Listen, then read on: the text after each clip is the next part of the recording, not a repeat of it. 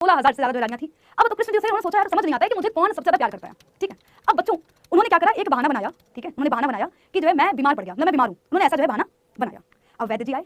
ठीक है, वैद्य जी आते हैं तो वैद्य जी ने जैसे ही उनकी नाड़ी चेक करी तो कृष्ण जी तो बिल्कुल ठीक थे, है ना। इसके बाद जो है जैसे उन्होंने कृष्ण जी को देखा तो समझ गए कि इन्होंने पक्का कोई रास रचा है। तो उन्होंने आंख मारी, कृष्ण जी ने वैद्य जी को आंख मारी। वैद्य जी समझ गए कि तो प्रभु की कोई लीला है, पक्का ही कोई रास रच रहे हैं। तो बच्चा होता क्या, उन्होंने बोला है ना, उन्होंने कृष्ण जी ने बता दिया कि भाई देखिए ऐसा ऐसा है ना, मुझे इतना पता करना है कि सबसे ज्यादा मुझसे प्रेम कौन करता है। तो उन्होंने बोला, कृष्ण जी उन्होंने जो हमारे वैद्य जी थे उन्होंने कहा कि कृष्ण जी को एक बहुत ही भयंकर बीमारी लग गई है और इस बीमारी को ठीक किया जा सकता है सिर्फ और सिर्फ कैसे ठीक कर सकते हैं, जब अगर कोई आप पे कच्चा घड़ा लाना पड़ेगा, कच्चे घड़े में अनगिनत छेद हो और अनगिनत कच्चा घड़ा उसमें अनगिनत छेद हो और उसमें पानी भरना है और उसको सूत के धागे से बांधना है और उसमें जो पानी मिलेगा ना उस पानी में अपने अंगूठे को धुलना है ना, जो बीवी है जो वाइफ है अंगूठे में धुलेंगी। ठीक है, और उसको जो है कृष्ण जी को पिलाना है। जितनी उनकी बीवियां थी उन्होंने कहा अरे भाई पति को जो है हम अपने अंगूठे का पानी पिलाएंगे हम तो नरक में जाएंगे, है ना, हम तो नरक में चले जाएंगे। तो फिर जो है सब पीछे हट गए। फिर राधा रानी ने सुना, राधा रानी आती है दौड़े दौड़े नंगे पांव भाग के आती हैं और वो करके वो जो है पूरी प्रक्रिया करती हैं और इसलिए जो है हम क्या बोलते हैं, राधे राधे बोलते हैं। श्री कृष्ण जी की वो क्या थी, असली प्रेमिका थी। उन्होंने कहा कि कृष्ण जी बचने चाहिए, अगर कृष्ण जी को बचाने के लिए अगर मुझे नरक में भी जाना पड़े तो मैं जाने के लिए तैयार हूं। राइट, तो बच्चे एक बार जयकारा लगा दो राधे राधे का। और बच्चे कहानी मुझे कैसे याद आई, ये कहानी मुझे ऐसे याद आई कि एक बात बताओ,